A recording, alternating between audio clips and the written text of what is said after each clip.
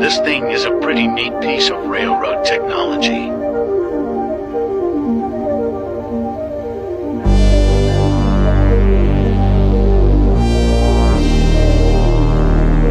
This is one of Canadian National's for inspection portals located around Manitoba. It takes ultra-high definition photos of every angle of the railcar to scan it for defects. It can do this for trains going slow like this L53 to